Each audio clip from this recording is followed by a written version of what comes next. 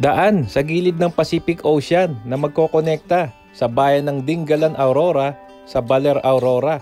Nandito na. Tara, sa mga kababayan, bisitahin natin ang lugar na ito at tignan natin ang update.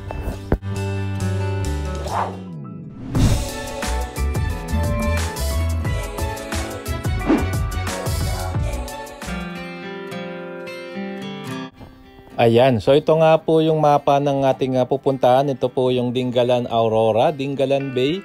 So ito po yung mismong Pacific View Deck. Dito po tayo magsisimula, no? Babaybayin po natin yung ginagawang daan na magdudugtong. Diyan po papunta po sa Baler, Aurora. So nandito po tayo magsisimula. Nakikita nyo na yan yung daan, no? Mga kasama, yun nga, no? Medyo late na itong kuha ng Google Maps na to. Pero yun nga, dumaan sa kagubatan. At medyo malayo-layo pa po yung pupuntahan nito, no? At ang balita ko po ay lalabas ito dyan sa San Luis, Aurora, papunta po ng Baler. So hindi na po ma-isolate itong Dingalan, no? Kasi Aurora po ito, pero parang mas malapit siya at mas accessible via Nueva Ecija, via Gabaldon, no? Mga kababayan. So tara, sama lang po kayo, tignan natin ang latest update dito sa ginagawang napakagandang daan, no? Sa gilid lang ng Pacific Ocean, eastern seaboard ng mismong Luzon, mga kababayan.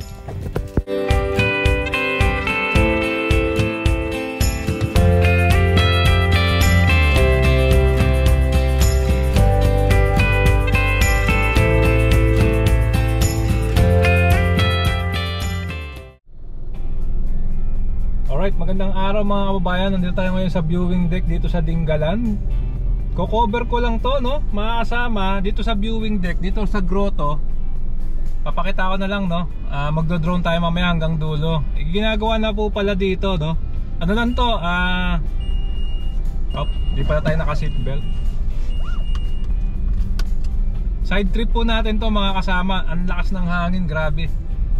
Side trip po natin to, yung ginagawang kalsada rito going ng Baler, no?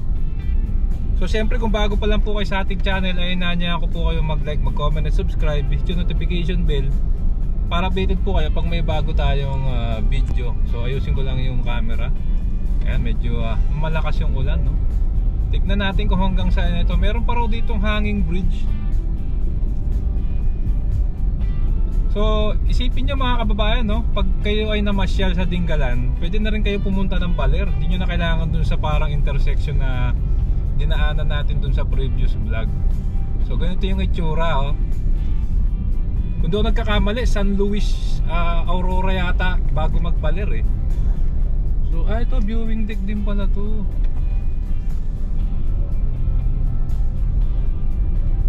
Grabe. Ito yung mga halamang nakikita ko sa ano, eh, sa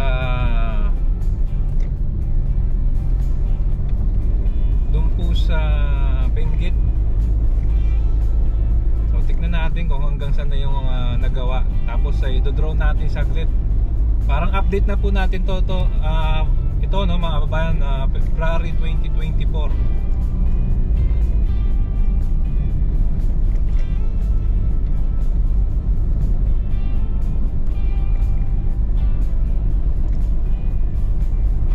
Medyo matarik ang daan dito. Doon tayo nagsimula sa mismong viewing deck, yung may grotto, mga kabayan.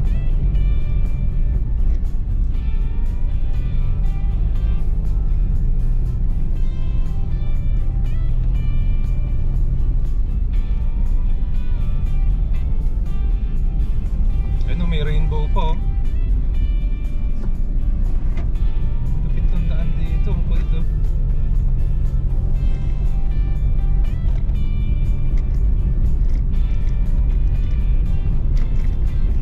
Parang dun sa highest point, ganito rin po yung pakiramdam pag kayo ay nakapunta na. Ayan, so ito yung pinakadaanan niya.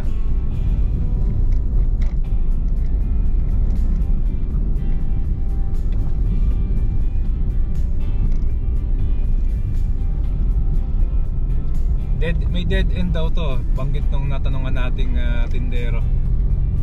Tignan natin. May mga manakanakang mga bahayan nakikita natin sa taas. Nakikita nyo mga kabayan, ano na yun? Pacific Ocean na.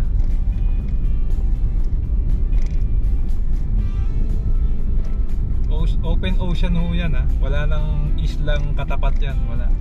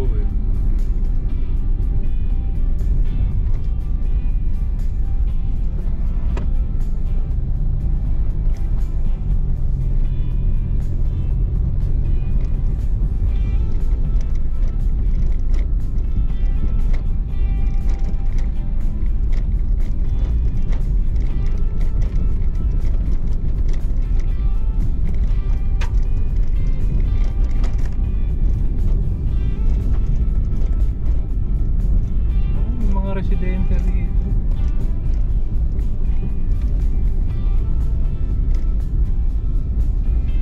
Lakas na yung ulan.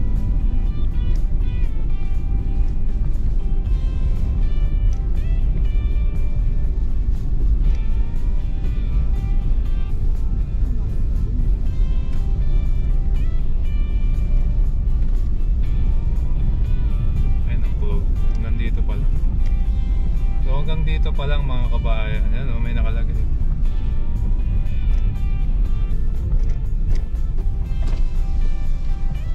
Putol pa ho na putol.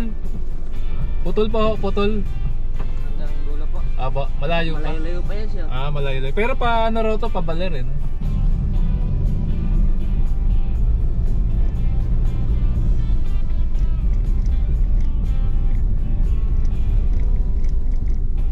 Dead end lang.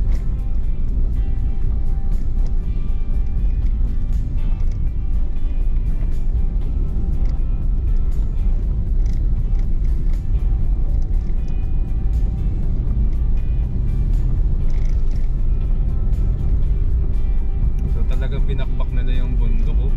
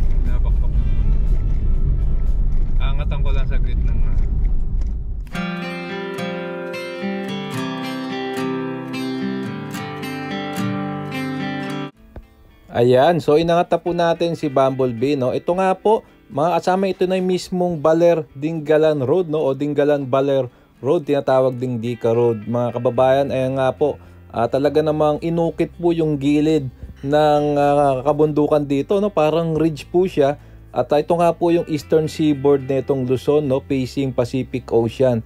Hindi na po namin dinire-diretso, mukhang ang layo pa at hindi po maganda yung panahon, no.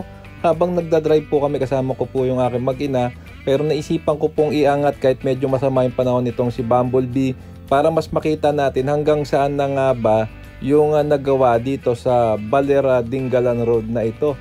So ayan nga po mga babayan, tara, ito na po, inaabante na natin si Bumblebee. Makikita nyo po na talaga namang mahaba-haba na yung nagawa rito. Pwedeng-pwede ng daanan, pero nagiging masukal na yung lugar. Wala na po akong masyado nakikitang bahay. Kaya nga po iniisip ko, mahirap po abutan ng gabi rito. Pero dahil nga po napakasinik ng lugar, ay pag ito po ay nakumpleto na, no, talaga naman pupuntahan po to, lalong-lalo na ng mga nagmomotor, no, mga kababayan. Ayan, so ayun, no, tingnan nyo, nasa kabilang bundok na. At mukhang okay na rin no? Pero sabi po ng mga lokal dito, hindi pa raw po ito tapos. So i-close up ko pa po yung bandang dulo mamaya. Makikita nyo na mayroon na rin ginagawang kalsada. Ayan mga babayan, mukhang sa viewing point na to ay kitang-kita na pwedeng-pwede na itong daanan, no? Buti na lang ay huminto muna kami. So ito nga po, mamaya-maya po papaling ko ng konti sa kanan. I-zoom ko po yung dulo. Ayun mga kababayan, mukhang malayo-layo na. Ayun, no? Parang may daan na doon, no, napapalibutan ng pag. So kayo mga kababayan, anong masasabi nyo dito sa daan na ito na titigil na, no, sa pagka-isolate at mahirap puntahang lugar itong Dingalan?